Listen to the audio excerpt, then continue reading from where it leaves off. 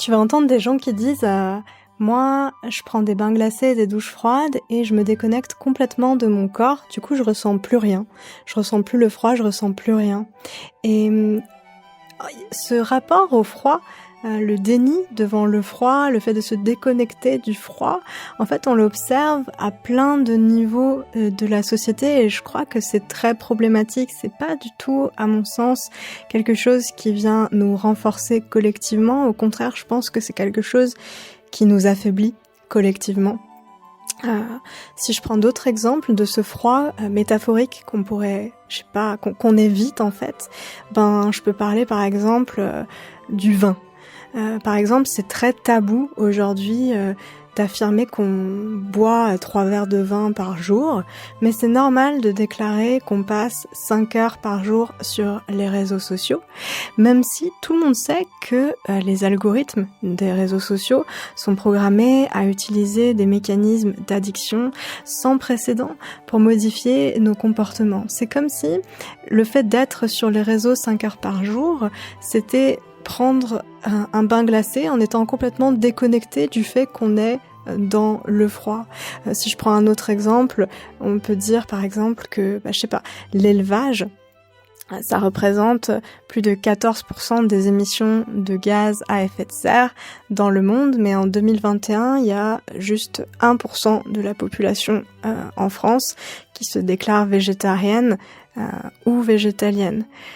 Donc c'est comme si on prenait ce bain glacé collectif des émissions carbone hyper hautes, mais que individuellement on était dans un déni immense en fait par rapport à nos propres comportements et ce dans quoi on baigne, le froid dans lequel on baigne, ce froid d'émissions de gaz à effet de serre. Je sais pas si je donne encore un autre exemple. Tout le monde sait que l'été qu'on vient de vivre a été terriblement long, que les nappes phréatiques en ont grave souffert, mais à peu près tout le monde râle aujourd'hui parce que il pleut enfin. Voilà, il n'y a pas de lien qui est fait entre, la sécheresse et la pluie, il n'y a pas de... C'est comme un détachement, encore une fois, du froid de l'été aride. C'est là, mais on fait comme si c'était pas là. On est dans un bain glacé, mais on fait comme si on n'était pas dans notre corps dans le bain glacé. Tout le monde sait, encore, je pense la forme du froid ultime, c'est la mort. Tout le monde sait qu'il est mortel et tout le monde se divertit pour y penser le moins possible. Ou même pour y penser jamais. Peut-être avant les dernières années de la vie ou peut-être jamais avant les derniers jours, même peut-être les dernières heures. Et moi, j'échappe pas du tout à ce déni du bain glacé. Même si j'ai pris plein de bains glacés dans les faits, moi-même, j'ai des capacités d'évitement et de déni qui m'épatent. Franchement, je suis capable d'oublier la vaisselle des jours et des jours. Vraiment, j'y pense pas. Je passe devant le linge à plier des dizaines de fois et je m'aperçois même pas qu'il est là. Tellement j'aime pas les tâches ménagères. Voilà, je suis dans le bain glacé, des saletés qui s'accumulent et des tâches ménagères à faire, mais je les vois pas. Et voilà, moi, je suis fascinée par les capacités de déni extraordinaires quand même de notre espèce. Et j'y déroge pas. Le déni, l'évitement, la déresponsabilisation, c'est des stratégies de survie pour rester sain. Par exemple, je suis entourée de plein de gens qui ne pensent absolument jamais au rapport du GIEC. Et du coup, ils vont bien. Mais bon, j'ai quand même l'intuition que tout ce qu'on évite, tout ce qui crie, mais qu'on n'écoute pas, mais ça finit par nous rattraper. Si je reprends l'image du bain glacé, quand t'es dans un bain glacé et que tu fais comme si t'y étais pas, ouais, ça marche pas trop. Au bout d'un moment, ça finit par te rattraper. C'est un peu comme mes grosses piles de vaisselle, par exemple. Au bout d'un moment, j'ai plus de verre pour boire, quoi. J'ai plus d'assiette pour manger. Donc voilà, bien sûr, on n'aime pas forcément culturellement, même physiquement, tellement on n'a plus l'habitude, on n'aime pas ressentir la douleur. On n'aime pas ressentir la douleur par exemple causée par la perte de tel être cher, et ce bain glacé là, comment on l'étouffe, comment on fait semblant de ne pas y être, on l'étouffe avec des paradis artificiels, on l'étouffe avec beaucoup trop de sport, on l'étouffe avec beaucoup trop de sexe. On met en place des stratégies, ça peut aussi être beaucoup trop de mots croisés. Et voilà, je sais pas, ça peut aussi être insupportable de ressentir la fragilité immense propre à notre mortalité. Et du coup, on s'occupe avec des compétitions, des records à battre, des followers, des likes, de la thune à récolter. Voilà, c'est des stratégies de survie, tout ça, ça permet de rester sain, cette espèce de déconnexion, de déni d'évitement. Mais parfois, quand je regarde l'état du monde, je me dis waouh, j'ai l'impression que nos vies sont des stratégies d'évitement permanentes. Et voilà, au fond, j'ai l'impression que ce qu'on évite, c'est le froid en nous. Tu vois, la chanson, elle dit « Quel est donc ce froid que l'on sent en toi ?» Eh ben, c'est par là qu'il y a quelque chose de vrai à apprendre.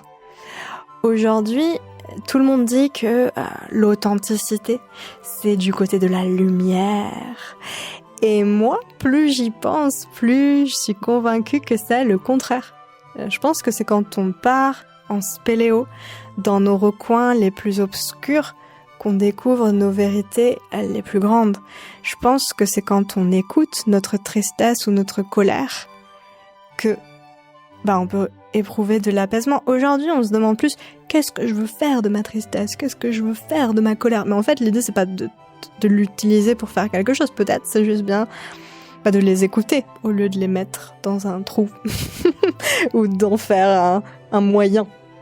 Peut-être la colère, la tristesse, les émotions, peut-être c'est juste pas un moyen, peut-être c'est juste un truc à écouter, c'est tout.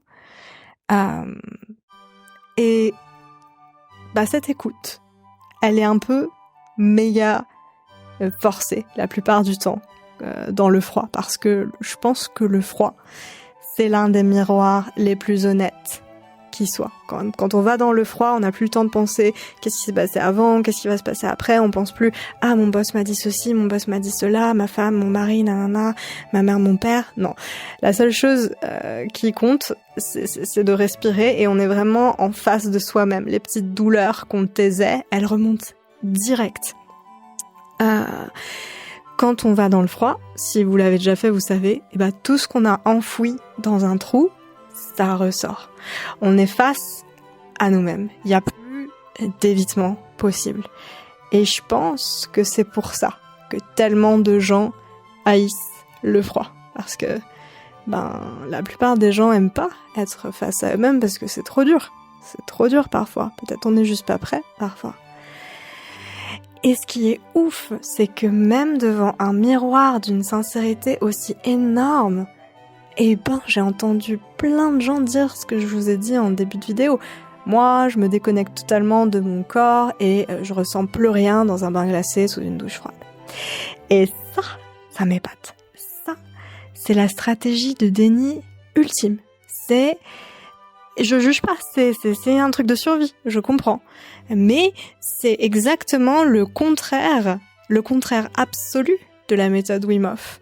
Le but de la méthode Wim Hof, c'est précisément de ressentir ce qu'il y a à ressentir. C'est précisément d'accueillir le froid. Et je pense vraiment qu'il n'y a pas de paix possible quand les souffrances demeurent étouffées, inentendues. Et la méthode Wim Hof, ça permet de délier toutes les langues là, toutes les langues à l'intérieur de toi qui te parlent, toutes les bouches, si t'aimes pas l'image des langues. Et ça te permet de leur prêter une oreille attentive à toutes ces bouches qui te parlent du dedans. Il y en a qui pensent que c'est un signe de faiblesse, de se laisser ressentir.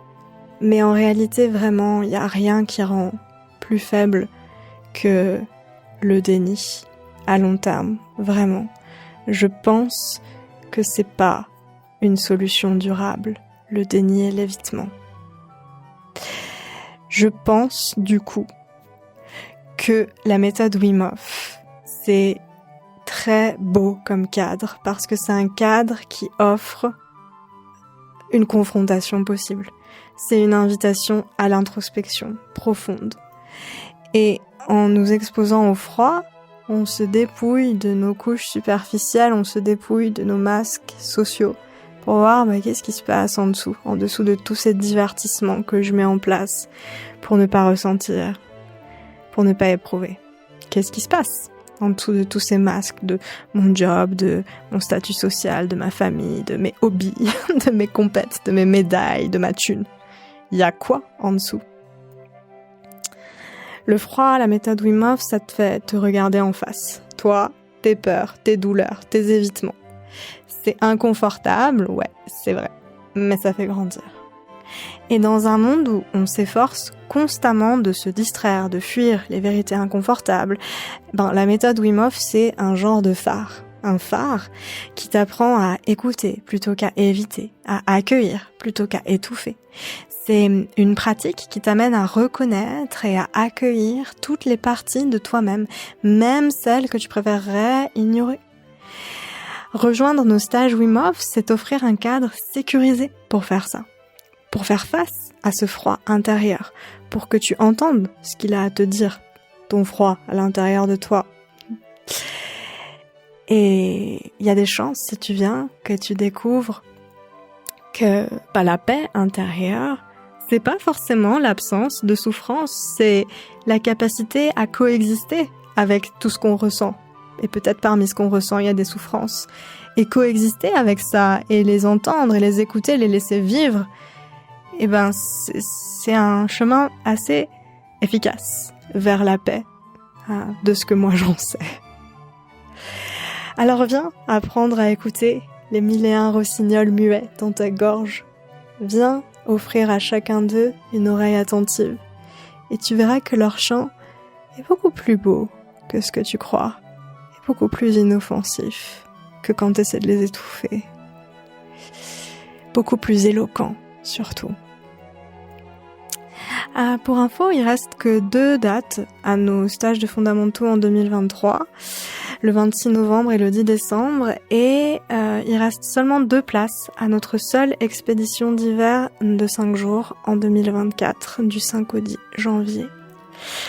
Si tout ça t'intéresse, si tu veux faire partie de l'aventure, si tu veux qu'on se rencontre dans le monde physique, rejoins la lettre. Et voilà, je t'envoie beaucoup d'écoute, beaucoup d'empathie, beaucoup de chants d'oiseaux. Je te souhaite une excellente journée, prends bien soin de toi et au plaisir. Au plaisir. Au plaisir.